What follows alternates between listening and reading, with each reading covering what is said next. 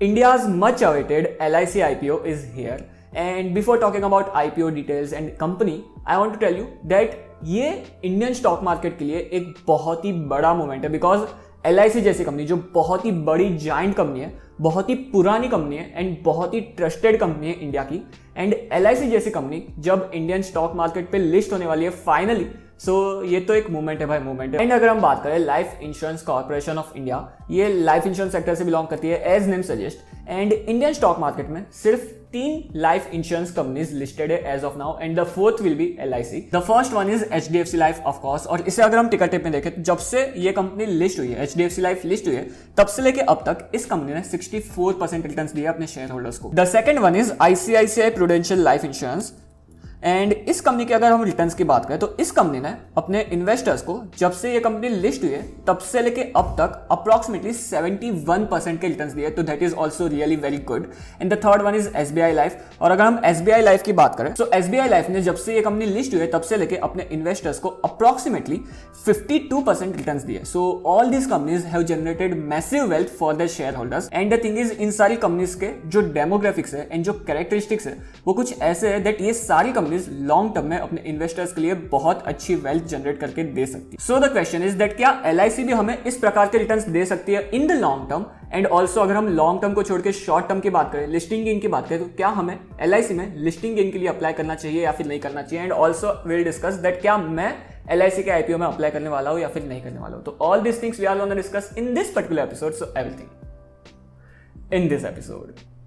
Let's get started. Hey guys, my name is Pratik. I hope you are doing well. And आपका थोड़ा सा time लेके हम जो बेसिक डिटेल्स है, कब LIC का IPO ओपन होने वाला है, कब क्लोज होने वाला है, क्या प्राइस बैंड है, कितने शेयर्स है, एंड ऑल दिस थिंग्स हम डिस्कस कर लेते हैं। जहाँ पे अगर आप टिकर टेप की वेबसाइट पे जाओगे एंड वहाँ पे आप ब्लॉग सेक्शन में जाओगे तो आपको यहाँ पे LIC का बहुत ही डिटेल्ड IPO रिव्यू मिलेगा, जहाँ पे सारी इन्फॉर्मेशन अवेलेबल है। फॉर एग्जाम्पल LIC का इशू साइज है 20,000 to 21,000 करोड़ के आसपास, ओपन डेट है 4th में, क्लोज डेट है 9th में, issue type book build issue है ये, एंड ऑल्सो फेस वैल्यू है 10 पर इक्विटी शेयर। IPO का प्राइस है 902 एंड 949 रुपीज के बीच में, एंड मार्केट लॉट 15 शेयर्स आप बाय कर सकते हो, एक लॉट में 15 शेयर्स आएंगे, एंड अगर आप 15 शेयर्स के आसपास लेते हो तो अप्रोक्सीमेटली 13,500 रुपए के आसपास का आपका इन्वेस्टमेंट होगा एक लॉट के लिए। And LIC, NSE and BSE इन दोनों स्टॉक एक्सचेंज पे लिस्ट होने वाली है, एंड और बहुत सारी इन्फॉर्मेशन इस ब्लॉग पोस्ट में दी है, तो अगर आपको ये ब्लॉग पोस्ट पढ़ना है आपको लिंक नीचे डिस्क्रिप्शन में मिल जाएगी। सो ये तो हो गई IPO की बातें। Now let's discuss about the company. क्या कंपनी में दम है या फिर नहीं है, एंड क्या हमें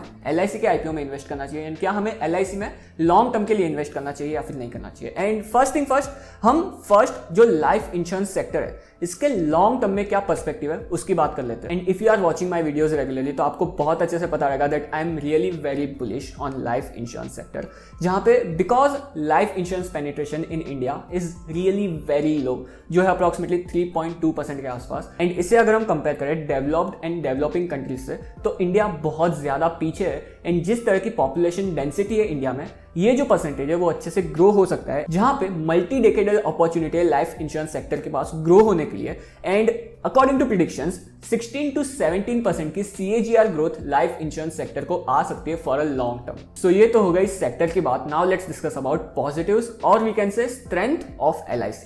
एंड यहाँ पे जो सबसे बड़ी स्ट्रेंथ हो जाती है LIC की, जो नंबर 1 पे आती है वो हो जाती है LIC। एक नाम ही काफी है LIC का अगर किसी को पॉलिसी सेल करनी है तो, बिकॉज LIC के साथ एक बहुत ही बड़ा ट्रस्ट फैक्टर आ जाता है एंड एक बहुत ही बड़ी ब्रांड वैल्यू आ जाती है जो बहुत ज्यादा हेल्प करती है LIC को अपने बिजनेस को ग्रो करने में। The second strength of LIC is it's distribution network, जहां पे 13 लाख करोड़ से ज्यादा एजेंट की बहुत बड़ी फौज है जो LIC की पॉलिसी सेल करने में लगी पड़ी है। एंड ये 13 लाख करोड़ की फौज हर साल बहुत ज्यादा पॉलिसी सेल करती है। अगर हम इंडस्ट्री स्टैंडर्ड से कंपेयर करें तो सबसे ज्यादा पॉलिसीज LIC के एजेंट सेल करते हैं लाइफ इंश्योरेंस सेक्टर में।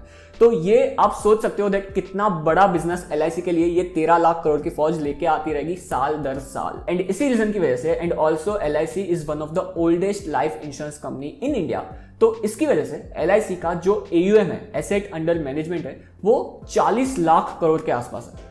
40 लाख करोड़ एक बहुत ही बड़ा नंबर हो जाता है। इसे अगर हम कंपेयर करें तो इंडिया का जो टोटल AUM है म्यूचुअल फंड इंडस्ट्री का, उससे भी 40 लाख करोड़ का नंबर ज्यादा है। एंड अगर हम प्राइवेट लाइफ इंश्योरेंस सेक्टर की बात करें तो प्राइवेट लाइफ इंश्योरेंस सेक्टर में जितने भी प्लेयर्स है, जितने भी सारी प्राइवेट लाइफ इंश्योरेंस कंपनीज है, इन सारी कंपनीज के AUM को अगर हम मिला दें तो ये जो AUM रहेगा वो भी 3 से 4 गुना कम रहेगा लाइफ इंश्योरेंस के 40 लाख करोड़ के AUM के सामने। तो आप एक अंदाजा लगा सकते हो दैट कितने बड़े फंड को, 40 लाख करोड़ के फंड को LIC सिर्फ एक कंपनी मैनेज करती है। तो ये भी एक थर्ड बहुत ही बड़ा पॉजिटिव एस्पेक्ट हो जाता है LIC की, एंड बहुत बड़ी स्ट्रेंथ हो जाती है LIC की। एंड अगर हम फोर्थ स्ट्रेंथ की बात करें, फोर्थ पॉजिटिव एस्पेक्ट की बात करें, तो आफ्टर LIC IPO LIC जो कंपनी है वो प्रॉफिटेबिलिटी पे बहुत ज्यादा ध्यान देने वाली है। जहां पे अगर हम लाइफ इंश्योरेंस के बिजनेस की बात करें तो वहां पे मेजरली 2 टाइप की पॉलिसीज बिकती है, participating policies and non participating policies. And पहले पार्टिसिपेटिंग पॉलिसी से जो ज्यादा रेवेन्यू आता था, जो ज्यादा प्रॉफिट LIC कमाती थी, ये सारे प्रॉफिट में से 95% प्रॉफिट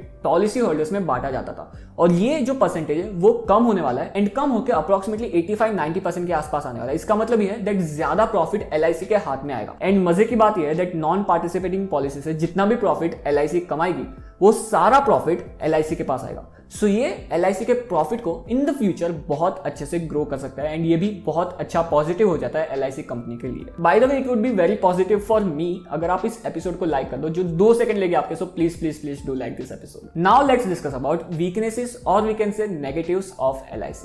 एंड यहाँ पे फर्स्ट मेजर नेगेटिव ये हो जाता है दैट बिकॉज LIC का जो साइज है वो बहुत ही बड़ा है, and that is why last few years से अगर हम कंपेयर करें तो LIC का जो रेवेन्यू ग्रोथ रहा है उससे अगर हम प्राइवेट लाइफ इंश्योरेंस कंपनी से कंपेयर करें, प्राइवेट लाइफ इंश्योरेंस प्लेयर्स से कंपेयर करें, तो कंपेरेटिवली बहुत ज्यादा कम तेजी से ग्रो हुआ है। एंड ऑल्सो बिकॉज LIC का जो मेजर फोकस था वो पॉलिसी होल्डर्स को ज्यादा से ज्यादा बेनिफिट होना चाहिए ये था, and that is why LIC का जो रेवेन्यू है उसमें से ज्यादातर हिस्सा पॉलिसी होल्डर्स के पास जाता था, एंड दैट इज वाई जो LIC का प्रॉफिट मार्जिन है वो बहुत ही ज्यादा कम है। सो ये एक नेगेटिव एस्पेक्ट हो जाता है LIC का। द सेकंड नेगेटिव एस्पेक्ट जो मुझे बहुत ही बड़ा कंसर्न लगता है जो ये है कि लास्ट 15 to 20 ईयर्स से LIC लाइफ इंश्योरेंस सेक्टर में अपना मार्केट शेयर लूज करते आ रहा है कंसिस्टेंटली।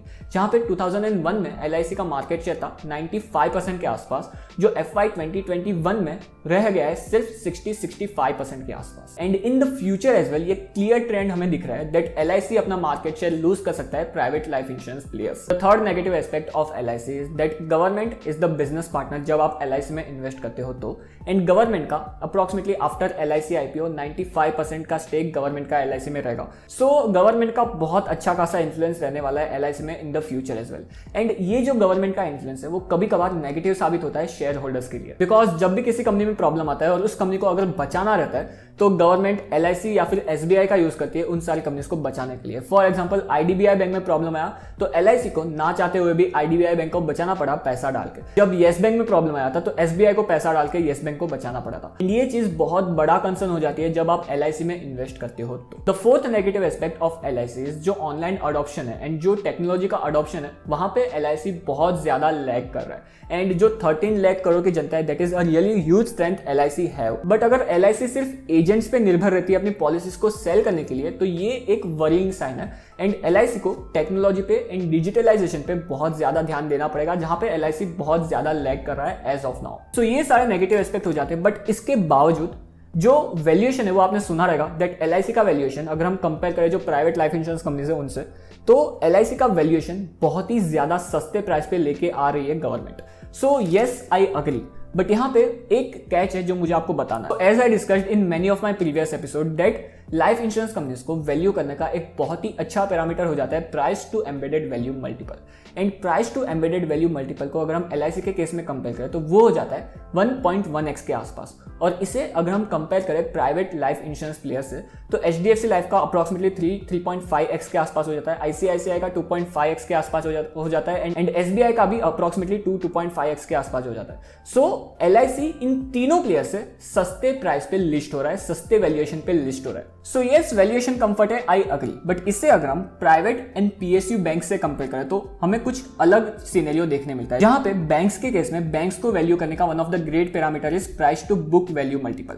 एंड अगर हम HDFC बैंक का price to book value multiple देखें तो HDFC बैंक का PB मल्टीपल हो जाता है 3.58 के आसपास। अगर हम कोटक महिंद्रा बैंक की बात करें तो कोटक महिंद्रा बैंक का प्राइस टू बुक मल्टीपल हो जाता है 4.16 टाइम्स के आसपास। एंड अगर हम ICICI बैंक की बात करें तो ICICI बैंक का प्राइस टू बुक मल्टीपल हो जाता है 3 टाइम्स के आसपास। एंड अगर हम इन तीनों बैंक का price to book multiple compare करें जो सबसे बड़ा हाथी हो जाता है बैंकिंग सेक्टर का जो हो जाता है SBI, तो अगर हम SBI का प्राइस टू बुक मल्टीपल देखें तो वो हो जाता है सिर्फ 1.5x के आसपास। तो ये जो वैल्यूएशन का गैप हो जाता है प्राइवेट एंड PSU बैंक्स के सामने, तो ये सिमिलर केस क्या private and government owned life insurance company के साथ होगा या फिर नहीं होगा, ये देखने जैसी बात होगी। बट अगर आप मुझे पर्सनली पूछोगे तो यस, ऐसा हो सकता है and private life insurance companies को मार्केट ज्यादा वैल्यू दे सकता है कंपेयर टू जो government owned life insurance company है which is LIC। But this is the first thing. The second thing is that is in general अगर हम देखें तो फाइनेंशियल सेक्टर बहुत अच्छा परफॉर्म नहीं कर रहा है रिसेंटली मार्केट में, जहां पे banking sector, NBFCs, credit card companies, AMC companies, life insurance, general insurance, ये सारे सेक्टर जो फाइनेंशियल सेक्टर से बिलोंग करते हैं, ये सारे सेक्टर्स अंडर परफॉर्म कर रहे हैं मार्केट में।